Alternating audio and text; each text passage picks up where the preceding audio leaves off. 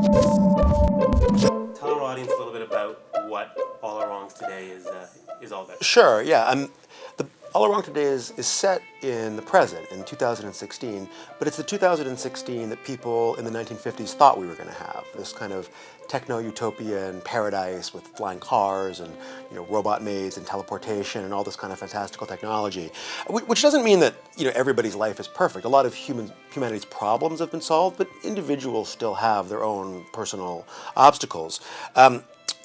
Through like an accident with like a stolen prototype time machine, my protagonist, Tom, finds himself stranded in our 2016, what we think of as the real world, but which to him seems like this terrifying dystopia where everything's gone wrong. And then the sort of the general architecture going back in time, causing this accident in the past that causes the timeline to reset and finding himself stranded in this alternate present, all that stuff came to me pretty quickly.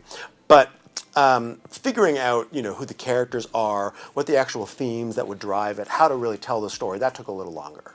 And then the research for the space-time continuum, because you make a pretty big point in the very beginning that the way Terminator and Back to the Future and all these other movies conceptualize time travel is just wrong. Yeah. But this is really the way it works. Yeah. So the way it, quote-unquote, really works, how did you come to that? Well, it's always been a pet peeve of mine about time travel narratives that they always act as if you can just like open a portal or a door to the past and walk through and you'll just be right back on the planet. Right. When of course we know that the Earth is moving very, very quickly through space and we never go back to where we were. We're constantly spinning in place, rotating around the sun. The sun is moving through the galaxy. We're constantly in motion.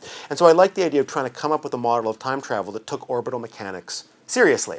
Now, I'm not a physicist, obviously. I'm a screenwriter, but I just find this stuff interesting. So I just, part of having, the 5 years between having the idea and actually sitting down to write it, I just did a lot of research. Not because I was like, oh, one day I'm going to actually write this novel, but because I'm like, well, I'm interested in this, so let me see if I can figure it out. How does your time travel work, or that time travel work? Right, well, so how my time travel works is there's a form of radiation, like it uses radiation to track the orbital mechanics of the planet. And so, because you're trying to land on a very specific location on a spinning sphere that's hurtling through outer space, you use the sort of radiation trail through time and space to reverse the orbital mechanics. So not only are you traveling back in time, but you're also able to land, right in this exact spot you want to be. Science is actually pointing me not just in the way that's more accurate, but actually opening up all these storytelling possibilities. And so, again, I like to take that stuff as seriously as possible, but the reader doesn't need to wade through all my research. Like, you don't want to read 5 years of my research. What you want to read is a very lucid,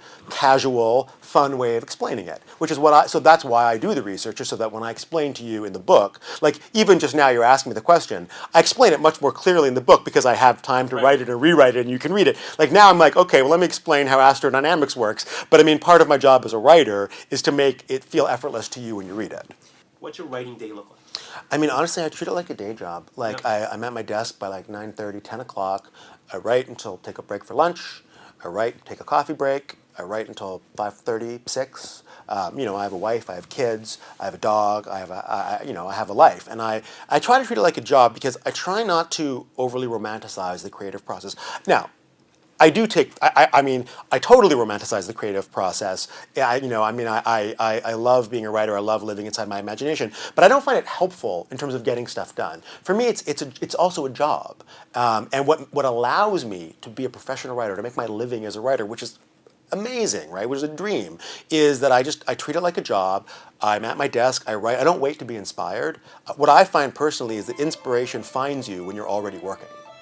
So that's how I did it, and whether it's writing a screenplay or a book, I just stick to it. And I also give myself permission to write badly if that's where I'm at, because I'll fix it later. Yeah, just sit down and start writing. Inevitably, I have, if I'm in the middle of something, whatever I was working on yesterday, I continue on. But what I find is like the best ideas happen when you're already writing. They don't happen before you're writing. They happen when you're writing. And I find like when you it's like working out. It's like going for a run. It's like anything. It's like you got to warm up, And so for me, even just starting the writing, even if I know it's not going to be the absolute best, the process of writing just kind of warms me up, and that's when the ideas start flowing. So I never wait to be inspired. I find to me it's like I feel like inspiration naps until you start writing, and then it kind of like inspiration like wakes up and is like, oh, we're working now. Okay, let's get to it.